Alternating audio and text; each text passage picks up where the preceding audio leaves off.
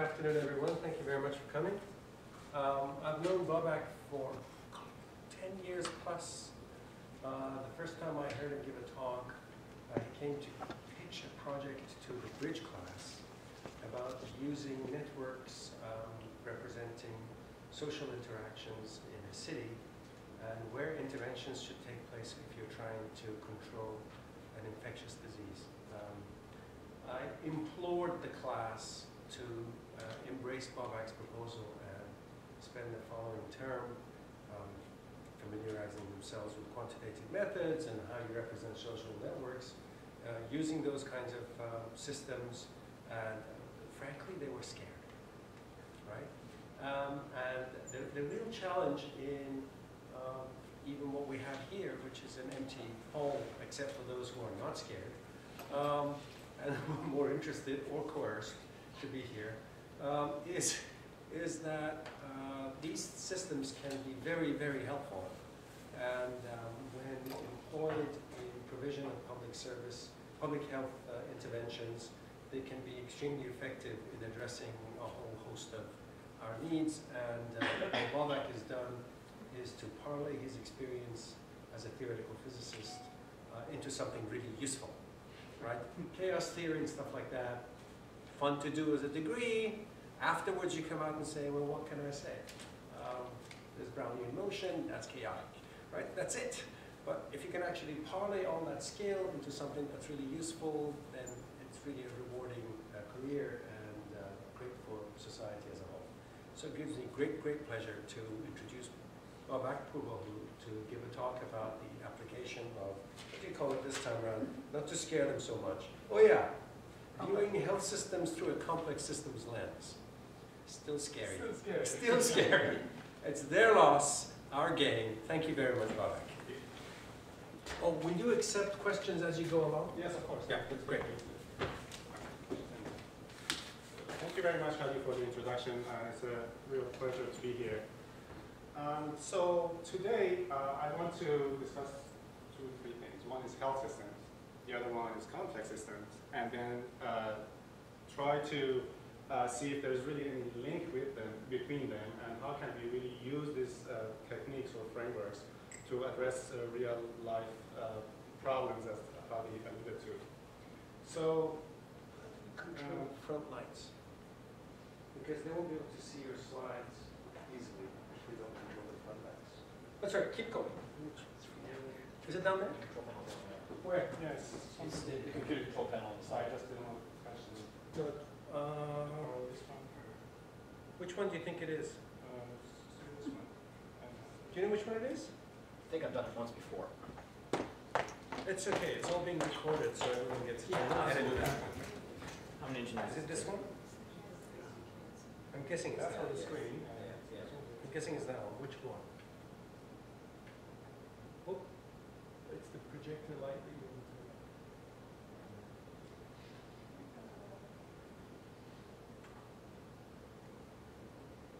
Nope. Did you try this one? No. No effect. No effect. This is an experimental physicist. Oh, this one. Which one? That one. That's something else.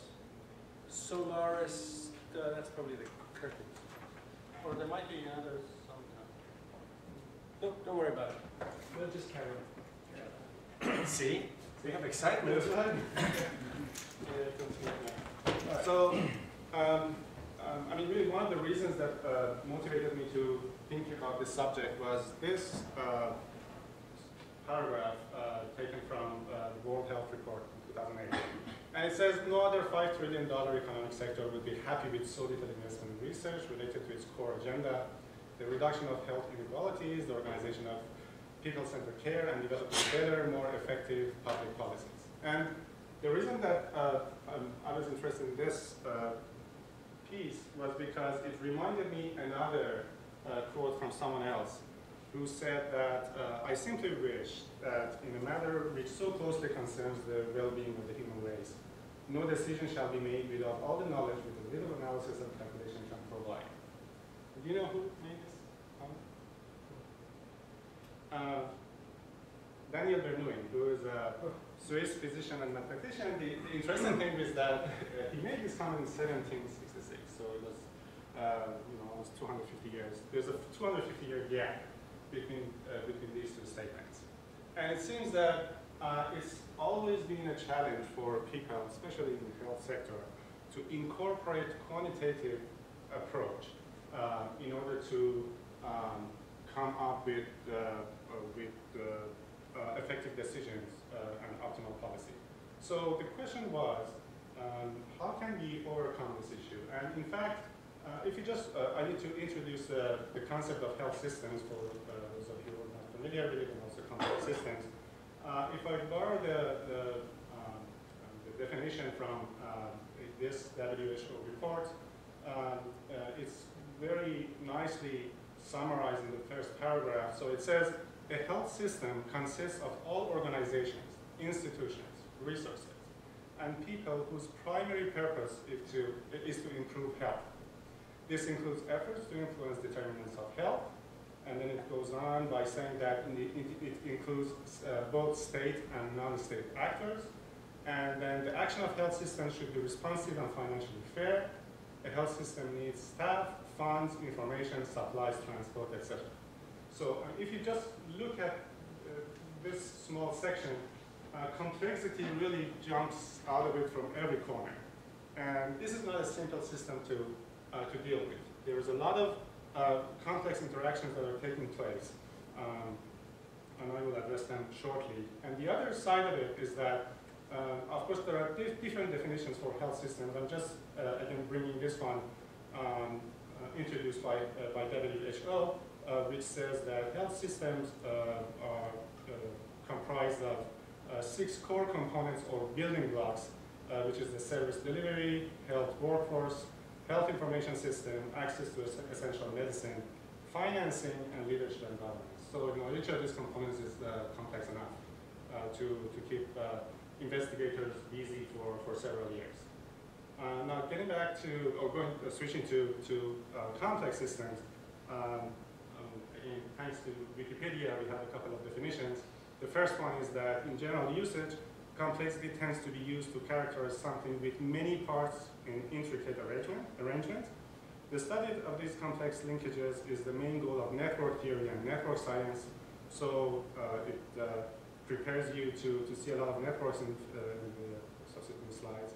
In science, there are at this time a number of approaches to characterizing complexity.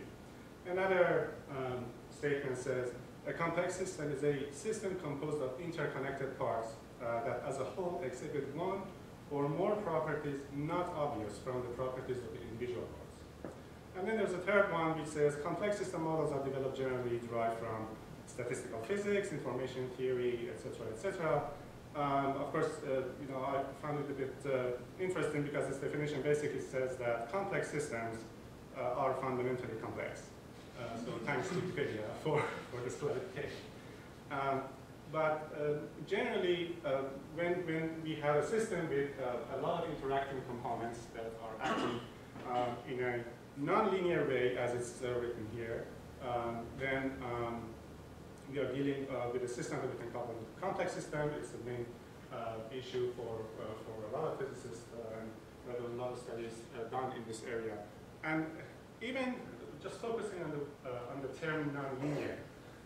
In fact, I really like this quote from Stanislav Ulam, who said that using a term like nonlinear science is like referring to the bulk of zoology as the study of non-elephant animals. And what he's really trying to say is that most of the phenomena in nature and society are nonlinear. So linearity is in fact a kind of exception. And most of the tools that you're using that are based on linearity may or may not be applicable all the time to nonlinear systems. So again, in pursuing my interest in finding a link between different disciplines involved in complexity science and health systems, I said, okay, complexity science is studied by physicists, mathematicians, operation researchers, computer scientists, etc. And health system is studied by physicians, public health practitioners, epidemiologists. And so is there really any linkage between them?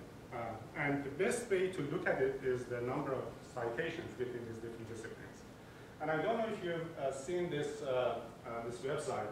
So basically, Roswell and Breckstrom, and now, of course, they founded a group which is called eigenfactor.org. They chose a subset of 60 million citations from 7,000 journals over 10 years. So it's really, it's a kind of snapshot of cumulative efforts of human knowledge generation over several decades. And what they found was interesting. So in fact, what they did is that they divided the circle into different areas, different zones. So one represents physics, the other one general medicine. And what I mean by general medicine are journals such as Lancet or New England Journal of Medicine. Then these correspond to general science journals like Science, Nature, PNAS. These are specialized medicine journals, and these are journals corresponding to these areas of science. And in the end, I have here molecular and cell biology, and the reason I'm putting it here, I just want to make a comparison as a baseline. Interestingly, so what they did is that they chose that subset of 60 million citations, and they mapped it. So they showed how these different disciplines are connected to one another, because if they are connected to one another, then in their top journals, they will cite each other. So if you look at molecular and cell biology, we see a very nice degree of connectivity between cell biology in the very bottom here to all other branches of science almost. And the reason for it is that there's a huge investment by public and private sectors for drug development, for new therapeutic processes. And because of that investment, scientists were encouraged to work with other scientists in different areas and, of course, generate new knowledge. Now, having this in mind, if you look at medicine in general, you see a completely different distribution. In the sense, here you have general medicine, and here you have specialized medicine. So there is a good pathway between the two, but that's almost it. There's less connectivity with other parts of this area, which might represent human knowledge in general. It becomes worse for physics, because physics is not interacting with itself. And of course, with these major pathways towards south are general science journals like Nature, Science, or PNAS. But there's not much interaction between, let's say, physics and medicine or public health and other areas. But it's, again, it's still very good. Computer science becoming weaker. It just interacts with itself most of the time. And then mathematics, even worse. Economics. Really, when you're talking about finance in health systems, when you're talking about making decisions about how to allocate funds in different sectors in health systems, health economics should play a very significant role, but there's not much happening here. This is control theory, which is basically absent. It's just an isolated area for itself, and even worse, probably, operations research. So all these components should work together in order to help us come to fill the gap and create an interface, a scientific quantitative interface between complex systems and health systems. And it appears to be absent from the existing framework. And of course, I always show these questions to meeting participants, because these are really 5 simple questions, and I just wanted to be trendy, so I added an I, so it's an I code. I asked them if they could comment, if they could respond to these questions. Of course, I'm not going to ask this question here today, one by one. But generally, the issue is that complex systems are not really well studied in the area related to health systems or public health. And the reason that we are not using these techniques is not because they don't exist. The idea is really the lack of interface between these two. So again, thinking deeper, then why is this disconnection? I like this commercial. I mean, if you switch to one of the American channels, you definitely see it. It's Ameritrade. At the very end, it says something. It talks about the financial planning and how it's important to do your finances and predictions. And then it says, it's not rocket science. It's just common sense. And if we investigate this further, we see that, for instance, when there was a major debate between Republicans and Democrats in the U.S. election, because I like it very much and I follow it closely because there's a lot of discussions on every topic. And here, for instance, Republicans claim, and of course you see famous names like Bill Frist or Newt Gingrich, they basically say that, okay, we can fix the healthcare problem in the U.S. And the final thing that they point to is that it's not rocket science. And again, if you look at Democrats, they bring opposing arguments, and they try to basically establish their own framework, and at the end of the day, again, they would say it's not rocket science, it's common sense. So then the question is, if really, borrowing this sentence from Duncan Watts, and if you don't know who he is, he was basically the person who introduced the concept of small world that we are using in many different disciplines. But what he said, of course not in that book, but in one of his talks, he said, when every conclusion and its opposite appear equally obvious or common sense, there's a problem with the concept of obviousness. And what he meant by this is that common sense is what we rely on to navigate concrete everyday situations. The problem is that we try to use common sense to reason about situations that are not concrete or everyday situations. So if you are trying to create a new health system, it's not something that you do on a daily basis. It really needs a fundamental, a high degree of brainstorming and working together. So this is not an everyday situation. It should not probably depend on common sense. And so for us as academics, what is the solution? The solution is scientific methods. But the first thing is science is that you need to observe or measure something. So you cannot do science if you cannot observe or measure. And then usually the argument goes as this one, is that large-scale social problems involve a large number of people interacting over time. And it's really difficult to collect information. So that's really the bottom line. It's just as if there is an invisible line of argument there by saying that there is something that is called hard science, which we can find in, I don't know, mathematics or physics that are abstract. And then there's a kind of softer side of science which applies to social sciences, which may or may not be the case. In a sense, what I'm going to show you basically supports the idea that perhaps social sciences are it is a kind of rocket science.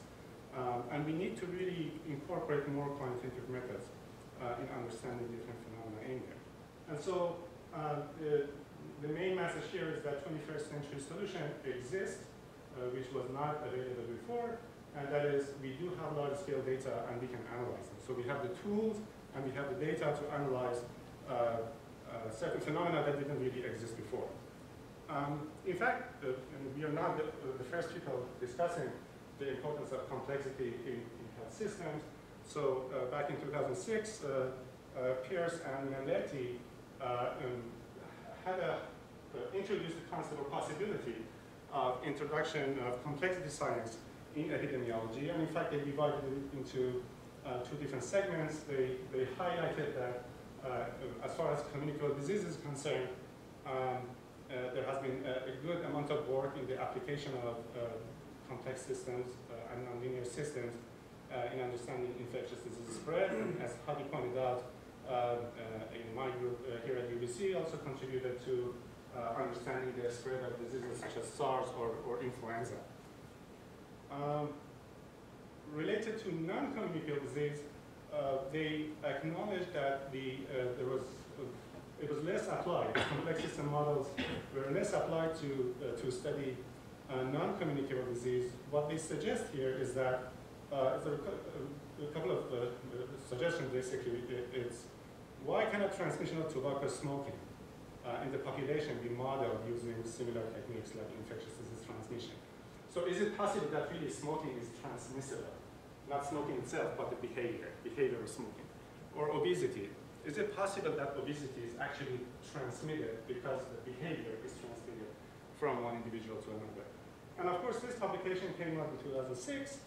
A year later, the group led by Christakis at Harvard, they actually showed that obesity could be transmitted in this sense. It's a kind of communicable disease, not because of the pathogen, but because of the behavior. And they created this network, which was, this data was extracted from a longitudinal study over 32 years. And in fact, there are 2,200 participants, male, female, different colors, and the yellow one are the obese people whose body mass index is greater than 30, and of course the diameter of the circle corresponds to their actual weight. And then they showed that, in fact, there are clusters that creates, that is suggestive of transmission of behavior. And of course, the edges are in two different colors. I think the pink ones demonstrate the spousal relationship, and the other ones are different kinds of relationships. And then later, they also created another network from a different data set that showed the collective dynamics of smoking in a large social setting. And they did this study based on the data set that was available to them from 1973 to 2003. And there were about 1,200 individuals involved. And of course, again, the color that you see, the green shades, correspond to the number of cigarettes they smoke a day. And the white ones are the ones that they quit smoking.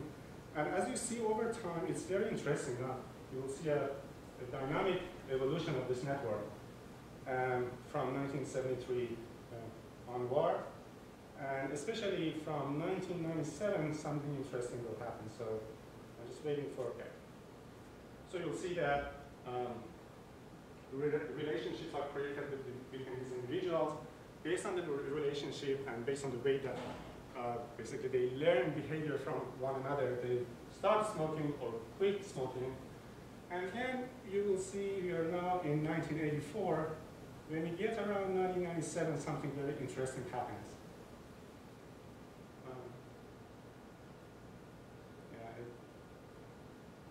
We're in 1992, 1993. So it's beginning to happen now, almost, from 1997. You see the middle of the graph, you start to see more white circles.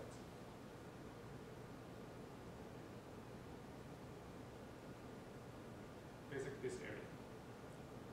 And in fact, demonstrates that what is happening, you see a giant cluster of people who quit smoking just because of the relationship with one another over time. And that was the first experimental demonstration that even for non-communicable diseases, there's a possibility of transmission. Again, as I said, not transmitting pathogen, but behavior. So, despite these scattered studies, after this, there was not much major activities in linking the notion of complexity science and health systems. We did have a satellite session during the first global symposium in Montreux, Switzerland, in 2010, where the idea was surfaced in terms of really trying to create an international network to bring these two groups closer to one another. And in fact, it was very interesting that in this flagship publication, which was published very recently, Good Health at Low Cost, 24 years on, the authors on the first page, they recognize formally that health systems are complex, dynamic systems existing in a world characterized by limited resources and changing demands. So that was really kind of first formal recognition that the health systems are indeed complex systems. And since then there was an interest at the international level to really pursue this more rigorously and more formally. So complex systems, again, just to provide a context, it's not a very brand new thing. It's been around for about almost 7 decades. It started with, with the post-Apollo mindset about systems thinking. So in the 40s and 60s, we had dynamical system theory and systems thinking. In the 70s, we have complexity science that was introduced as a framework. In the 80s, we have chaos theory. And again, it showed that even simple systems could exhibit very dynamic properties, very complex properties. And then it was in 2000 that complex networks really come to the forefront. And since then, they've played a very important role in understanding interactions that take place in a complex situation. So what I mean by complex network is something like that. So you might have seen this, this graph. This is the network of internet connections. So these are basically, every node in this network is an ISP number. So when you connect your laptop, your computer to a data source, that's the way that the internet system would recognize your computer as a distinct entity versus other computers or laptops. And this graph itself, in fact, represents millions of these connections. It's the worldwide internet backbone. And as you could see, there's a lot of heterogeneity in the system. The interesting thing is that when the designers, the first generation engineers who really built this internet system, for them, it was a very well-designed, well-behaved structure locally. And then they tried, of course, to expand their system. They wanted to have more customers. They started to provide more of these connections to people. People started to use internet more frequently.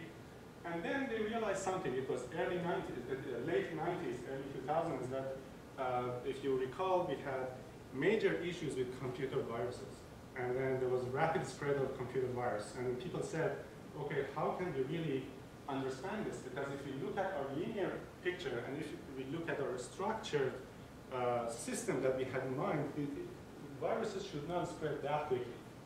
And then, of course, when they tried to map these networks, the global behavior of the network, they realized that there is a big difference between local structure of these systems versus the global structure of the systems.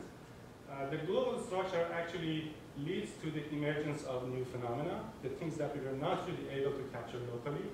And these systems are highly nonlinear. And that's the reason that, for instance, you have a highly connected hub here, while other nodes are not really well connected.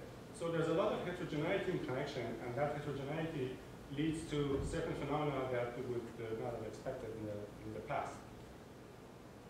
The interesting thing is that in the 21st century, really over the past 10 years, even the past 5 years, we now are able to collect information that we were not able to collect in the past. And now I'm trying to establish a linkage between this and health systems. So before going there, I want to emphasize more on the role of structure of networks. And what I'm showing here is a kind of network that has, there's some individuals or some nodes in the network has a lot of connections. So again, if you want to look at it as a kind of web pages, this could represent, I don't know, Google website with a lot of sites, or CNN, and this one might represent my website with no connections, basically. And if you map the connectivity or the distribution of links as a function of edges, then you will see that you have very many nodes with few connections, and you have a few nodes with a high degree of connectivity. And of course, if you look at the larger network, then this is called a power law distribution or a scale-free network, versus a more homogeneous network where every node is more or less connected with the same number of links to other neighbors. So it's a kind of more uniform, more egalitarian network. And it's interesting to highlight that because of this difference in the structure of nodes and links, we see completely different behavior between these two networks. And it impacts a lot the dynamics. So what I mean by dynamics? Just imagine the spread of something across a network. So it could be applied to many different areas. One of them is the famous one is forest fire. So in forest fire, what happens is that, well, I mean, fire is transmitted from one tree to another tree. And of course, depending on the speed of wind and direction of it, you can come up with some sort of risk assessment profile to predict how things will spread across the network. Another one is the network of corporate and financial systems. So you have financial systems, globally or nationally. They lend money to one another, or they own stocks in each other company. So that's another kind of interaction between nodes and edges. A good example that I can speak for hours about it is spread of disease, influenza, SARS, HIV. So you have individuals as nodes in the network, and the linkages are basically when they come in contact with one another. You can model the spread of failure in a system. And what I mean by this is, for example, when you are studying the power grid, electric power grids, if one power station is overloaded, it distributes the overload over other stations and so on and so forth, and they start to fail.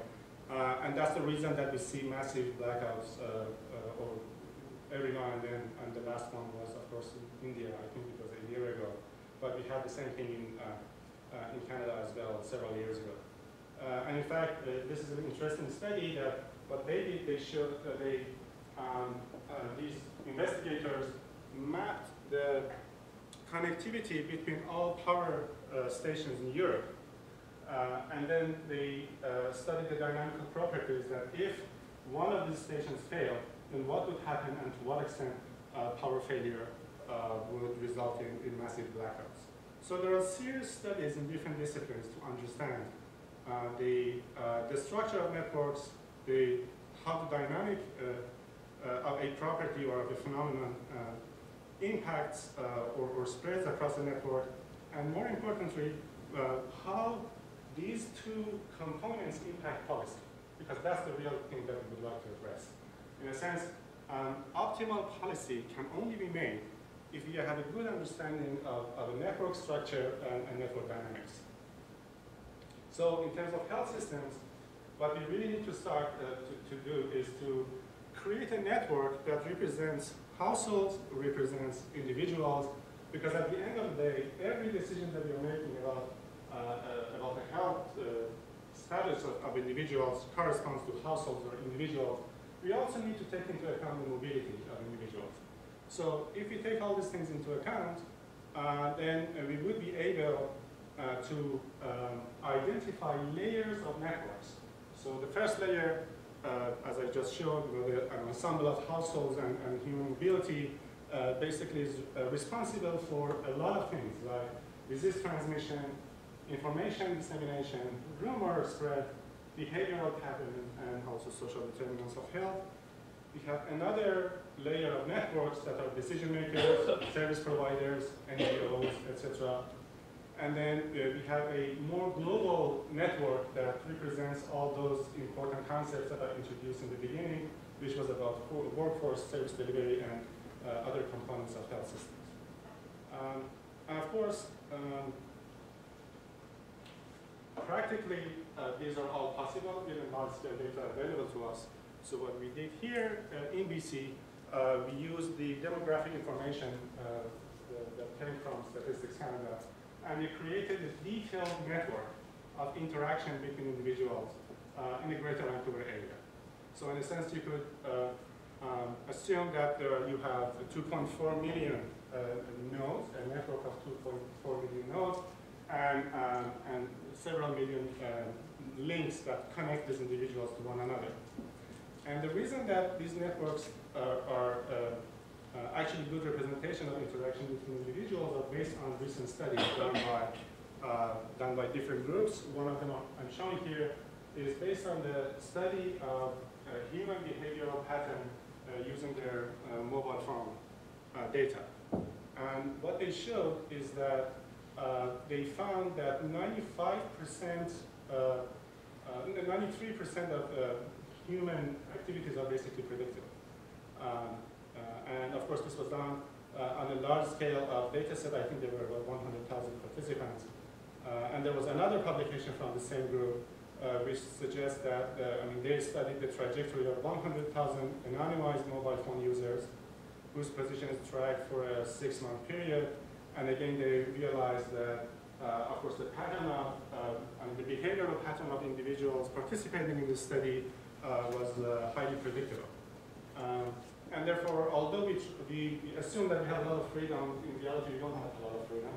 And our mobility and our behavioral pattern could be mapped.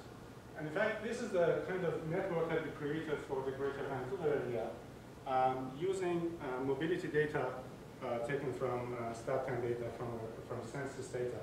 And then, it's clear that there's a high degree of heterogeneity in terms of connectivity and how people really commute to work or go to school, etc., etc. So this should be downtown, I guess. UBC, isn't it? Oh, UBC, yes, you're right. Actually, that one was UBC.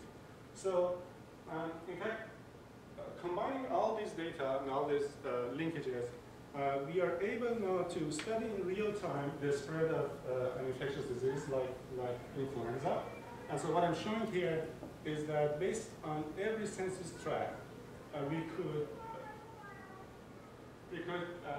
estimate the number of infected cases as the epidemic evolves.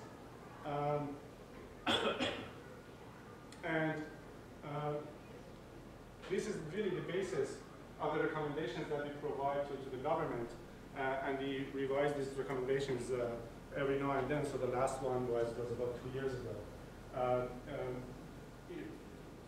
Using these networks, we are now able to compare different intervention strategies. We can estimate the potential surge capacity or critical thresholds that should be addressed in the health system, how many hospital beds we need in real time, and other or antivirals or vaccines, etc.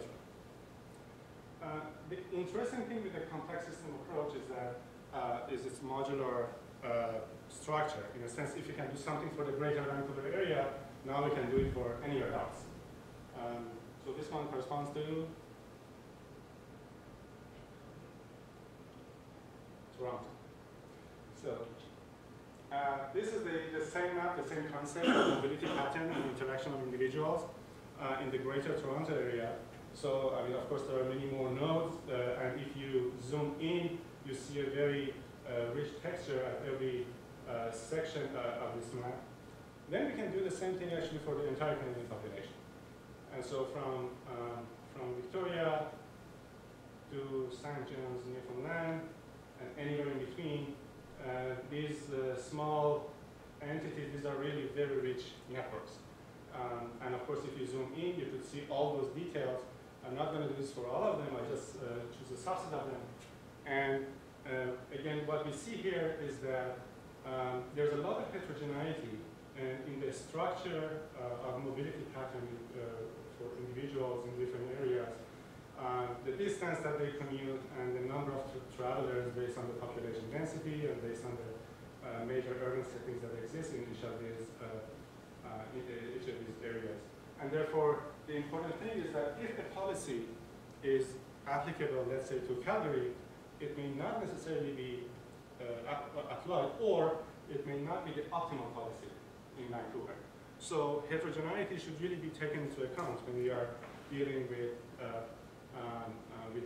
policies. And of course, we are using this concept in two very different contexts.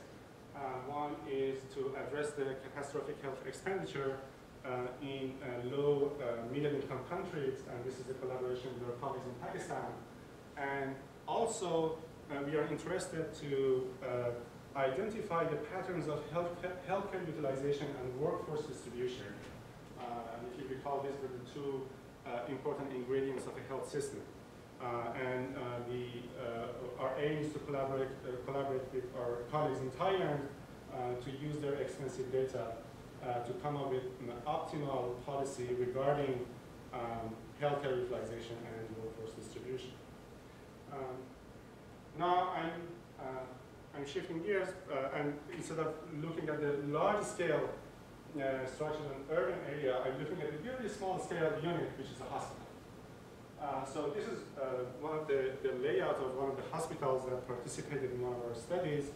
Of course, we have detailed information about patients and healthcare workers and how they contact with one another. And then we used the new wireless technologies. And it's a wireless tag, something like this. We gave it to participants. And what I'm showing you is basically a second-by-second interaction between healthcare workers. Of course, I'm just using a subset, and I'm spreading it around the ring to respect confidentiality, but the different nodes correspond to different floors in a hospital.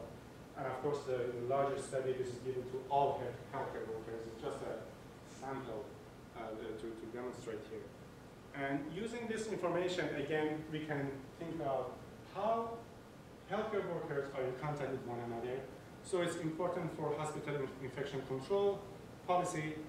It's also important for time allocation and how can we optimize the usage of the expertise of healthcare workers in a hospital setting.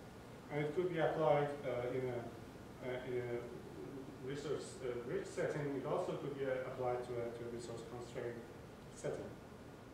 If we accumulate up this data, all this data, we can come up actually with the structure of a contact network in a hospital. And again, this will enable us to come up with intervention strategies. Of course, I understand that I'm running out of time, so I will probably skip this component here. I'm just trying to explain how different epidemic processes might take place. That one. This as well. I just want to show you another. Sorry, wait, Babak. Do you guys, would you mind if we go through them? Is there a time limit? No issues, there's a class coming in. Oh, there's a class coming in? Yeah, Oh, maybe Yeah, I think there's a constraint there. sorry. Yeah, otherwise I'd love to, but. I just wanted to highlight that we can use the same technology for optimizing workflow in a healthcare setting.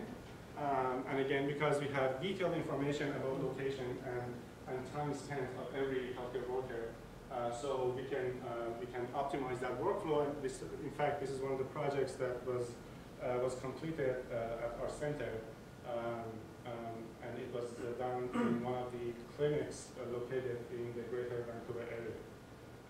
And then, as you could see, we could say, for instance, that how many patients, when they came into the hospital or the clinic, they visited a nurse, followed by an X-ray specialist, or followed by this is the examination room, followed by physicians. And 61 of them left, but 19 of them moved on to the next station, which were visited again by, attended by a nurse. And then some of them just required another X-ray, and then another visit by physician. And we can go into all these details, and therefore we can come up with a very efficient policy to optimize the workflow within a small setting. It could be a clinic with few individuals. Again, we use the same technique to estimate in real time the degree at which a disease spreads within the population. So these are really new techniques, and of course we published the work in 2012. And we applied it, in fact, for the most recent pandemic influenza event, which was in 2009-2010. So based on the information that we received from our colleagues in Mexico City, we were able to estimate the basic reproduction number, which is a very important epidemiological characteristic, in real time back in April. And these are the things that really didn't exist, and it was really impossible even 10 years ago. But we are now able to achieve that level of accuracy. Again, the application of networks really expand to all other areas. For instance, again, a very recent publication in 2013 is the work by an Italian group where they studied the way that general practitioners wrote prescriptions for patients. So it was a 6-month study by a group of 99 general practitioners operating in Salerno, Italy. They had 42,000 patients, and they prescribed almost 600,000 drugs. And of course, if you map the co-prescription network, then it gives you a global idea how practitioners actually practice in a setting. And then you can come up with policy in terms of drug distribution or a lot of other things. So I'm not going into the details, and the beauty of it is that then you can focus on different age groups or demographic groups and then see how really they are using health services. So there are a lot of applications coming from seemingly abstract notions. And then this is another one. This is called diseasome, which is a network of diseases. Basically, these are diseases coexisting in different individuals. And of course, this work was done by Hidalgo and Baravasi a while ago. And what they did, they used the International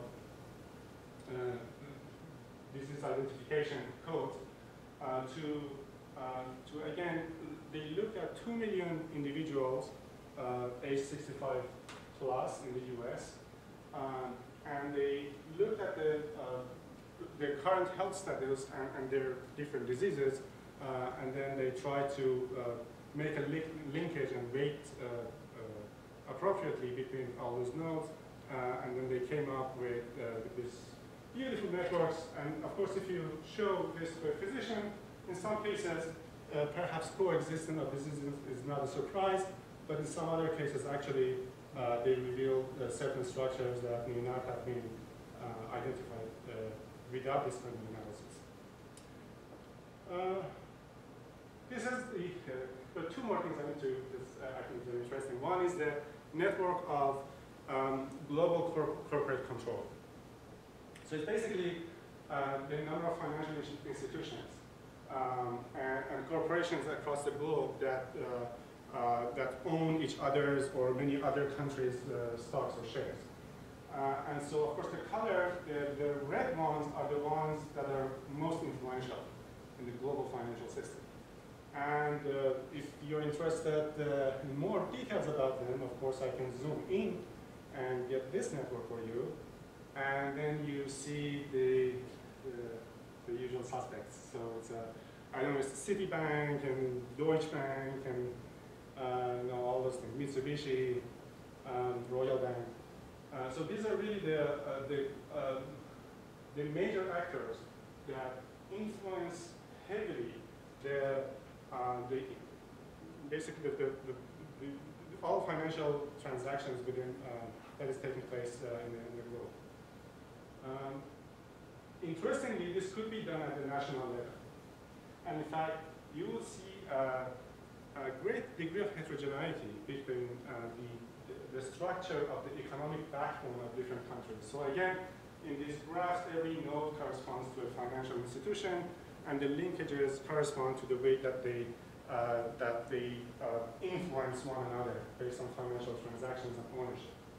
And on the left, you see a highly structured economy. On the right, you see a diffused economy or a kind of democratic economy. And the middle is somewhere in between. So could you identify which country corresponds to which network? So the left one is a highly structured economy. The right one is a democratic economy or diffused. The middle is mixed. So the first time I saw this one, just using these terms, I thought that the left one corresponds to, I don't know, China. No, hold on a minute. I think you're using terminology that have a very strange interpretation. Yes, right? yeah. But I'm just graphing the map, so I'm not going to the arcs represent relationships amongst financial institutions. So another way of saying it is an economy in which lots of financial institutions have interests in one another. Yes. While in the right-hand one, they're all autonomous. It's like an oligarchy, right? So I'd say China is to the right. You're absolutely right. So you're absolutely right. In fact, I was going to mislead you, but you didn't allow me. And the reason that I use those terms is that it looks less controlled, more democratic, but it's the current Chinese economy. The left one corresponds to Japan. And in fact, US and others look very much like the left, And the middle is actually, this one corresponds to the Swiss economy, but Canada also stays there and a couple of other European countries. The interesting thing is that what the authors find is that 100 years ago, the United States economy looked like the one like Chinese, and which begs the question that, okay, what would happen 100 or 50 years from now for the Chinese economy? Last but not least, I think I really wanted to show this one. So this is the analysis of 600,000 tweet messages that took place in early May 2011 in Madrid, in Spain. And what happened there is that there was a kind of social discontent in Spain, which led to the now called May 15th revolution. And basically, these authors were able to capture and identify this social pattern much earlier than the headlines. So I think I have 100 students coming in for a class. Sure. Leave the room. It's 5-2 right now, right? Yeah, we have the room from 10 to. From 10 to? Yeah. Okay. Here he goes. okay, so thank you very much. And, Thanks very much. I really appreciate it. Well, we won't get a chance to ask questions, but Babak, thank you very much for a very, very interesting talk. God, I wish more people would come to it.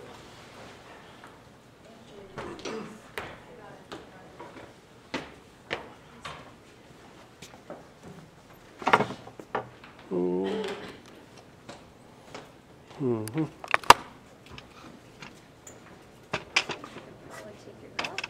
Oh, it doesn't matter. I'm just going to carry this along. Do you have a minute or are you going to go away, Babak?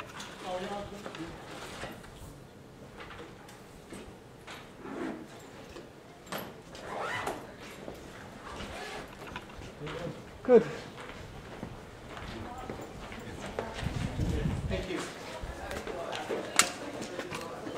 It's okay. It's okay. Yeah. This is Krista.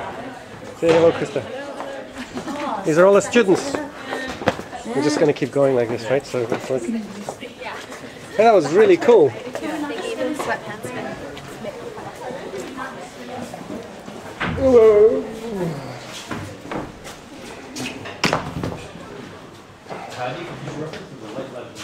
Oh, good. Okay. I thought you turned on the lights when you came in, but when I looked up, I couldn't see the switches. So. Yeah, same thing, because I look at the switches there. I have no idea how the heck you turn this off. Hold on a minute. Oh, it's Push the red button in the middle. No, push the button in the middle.